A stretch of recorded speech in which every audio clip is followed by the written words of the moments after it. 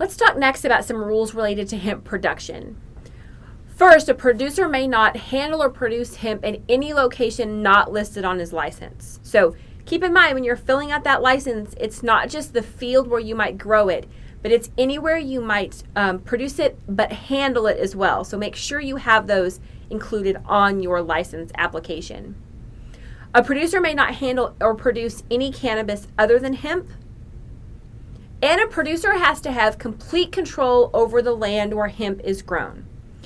An important thing to note here, if you're looking at potentially growing hemp on leased land, that's fine, that's allowed, but the landowner must be eligible to qualify for a license and never have had a license revoked, terminated, or denied. So this is interesting, right? Because the landowner, even if it's a cash lease, you're going to have to make sure that they would be eligible to qualify for a license. So we sort of have to think back. What did that mean, right? They had to be over the age of 18, no licenses previously revoked or denied. They can't have a felony drug conviction within the last 10 years. So they don't have to actually go get the license. They just have to be able to qualify for that license. Additionally, there are some provisions in the rules related to where crops can be planted. The TDA rule says that you may not interplant hemp with any other crops. I don't know what that means beyond those words, right? There's no explanation, there's no definition as to what that means.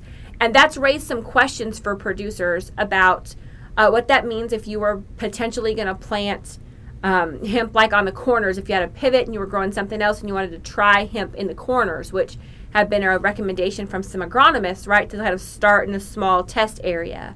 So we don't know if that means there has to be a buffer, if there has to be a certain distance.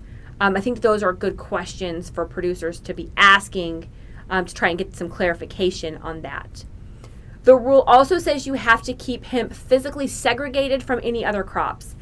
Again, there's no expansion or explanation in the definition as far as what that means, so I'm unsure as to the details of that requirement. You may not commingle hemp from multiple lots prior to processing. So that can be really important, especially if you're going to produce on multiple lots. You've got to keep the hemp from one lot segregated until it's time for processing.